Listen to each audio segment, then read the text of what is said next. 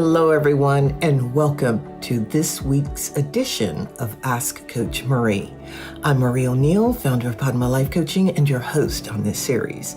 This is the place where you ask a question, and I give my unique opinion as a life renewal coach, astrologer, and past life regression facilitator. Please know that I'm not a therapist, and I will never tell you what you must do.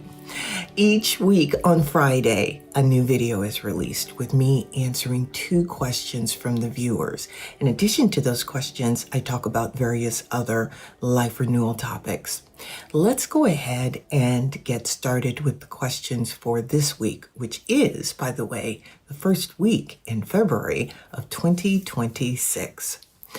Our first question comes from Chloe, who's in Chicago, Illinois. And Chloe says, I find myself saying yes to every social and work commitment because I don't want to let anyone down, but I'm exhausted.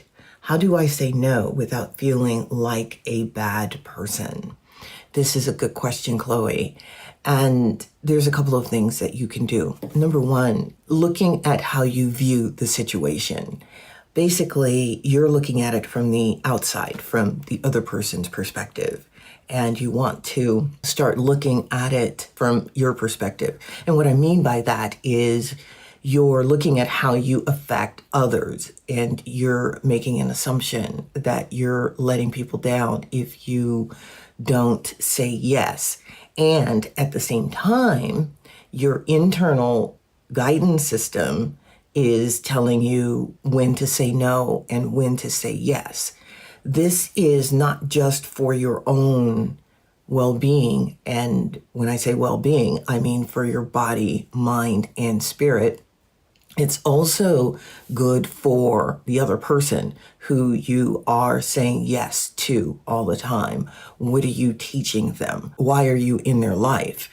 That's really the bottom line. Are you teaching them that it's okay to ask and expect people to say yes all the time? Basically, think about it from what the other person is gaining from you and also what you are gaining from saying yes. And do the flip.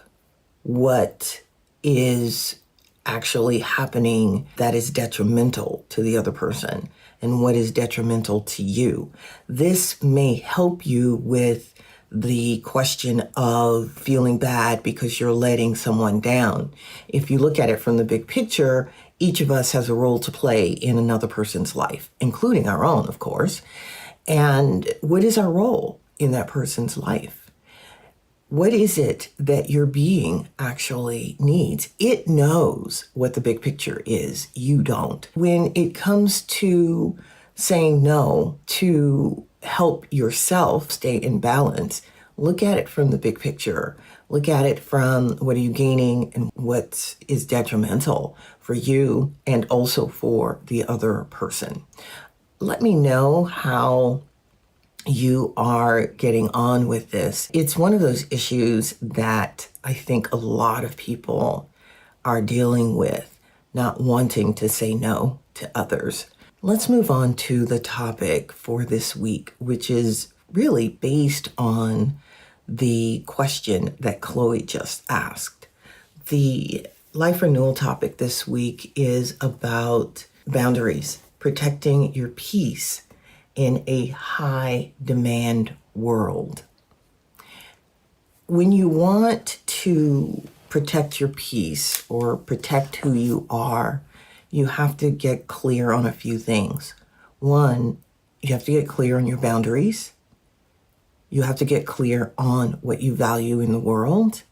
You have to get clear on your energy pattern. Boundaries are going to be based on your energy pattern and your value system, your desires and your needs. And your physical is a part of it. In addition to that, your mental makeup and your emotional makeup. What is it you need to be able to sustain yourself, to sustain your growth and your well-being?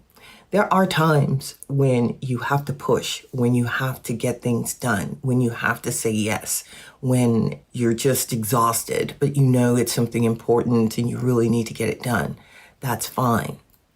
I'm not talking about that. I'm talking about what happens when you allow the world to dictate what it is you do and to dictate how busy you are, to dictate the rate that you need to move through life.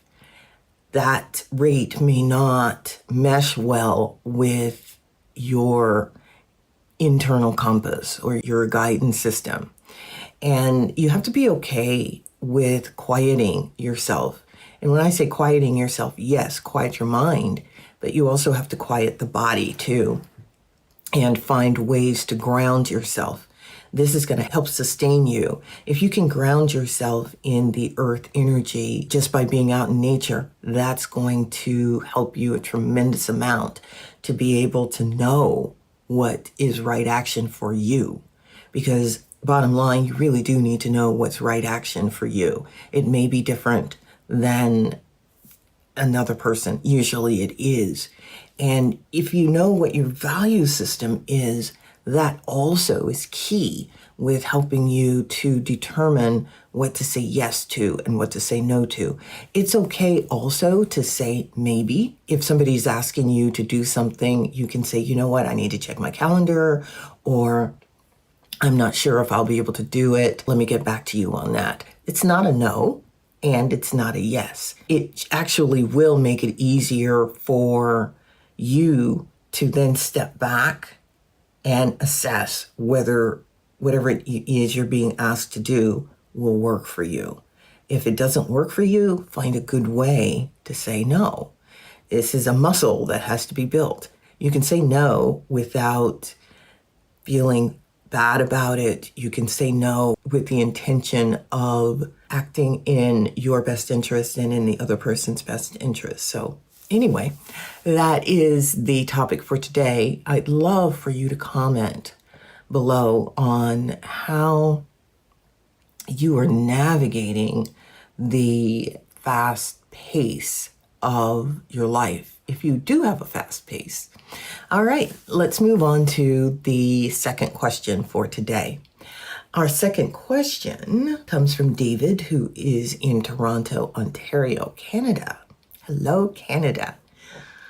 The question says, I have a family member who is constantly negative and drains my energy every time we speak. How can I maintain a relationship with them without losing my own mental health? This is a good question. And the solution here is clear boundaries. You can do a few things. You can set a time limit on how long you're going to be around that person. You can put yourself in the observer mode where you're with the person and you're observing what it is they're saying, but you're not taking it in. You're observing every word and seeing how they are playing the game of life, because I believe life is a game. It's a serious game. Each of us is a player in the game, and we hopefully bring our best selves to this game, but not always. The other thing is, when you're going to observe, you are engaging with that part of you that is the observer, and you're allowing the part of you that is the personality to kind of take a little bit of a back seat. It's there and it's observing, but it's not the primary part of you that is engaging in the interaction with the other person. It's like a scientist observing what's going on without the emotion.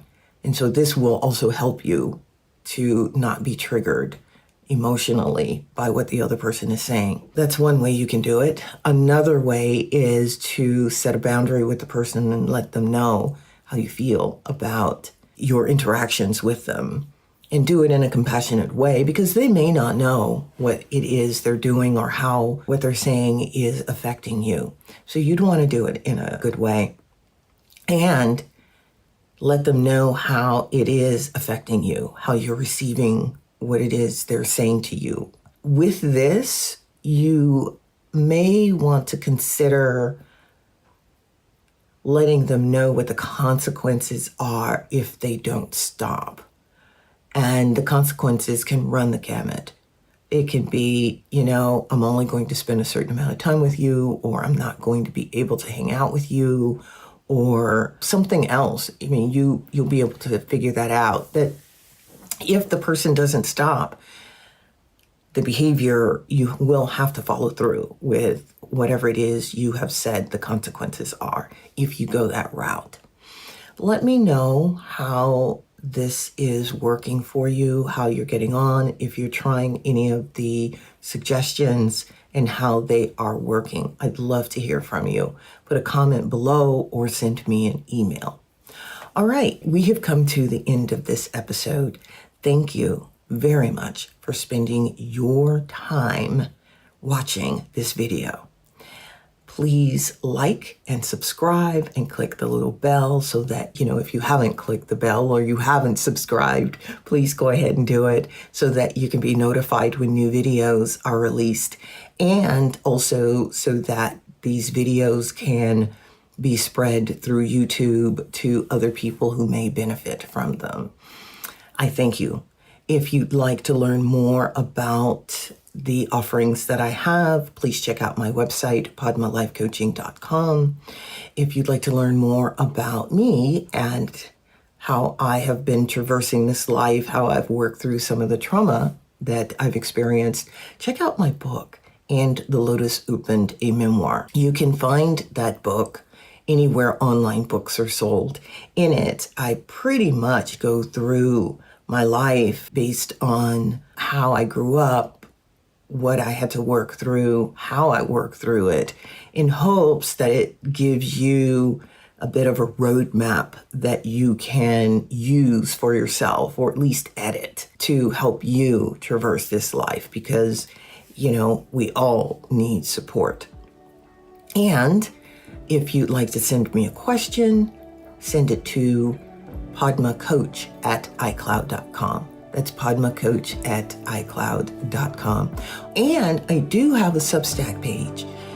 On that page, I write articles twice a month. I do a deep dive into the questions that I have answered here on the YouTube channel.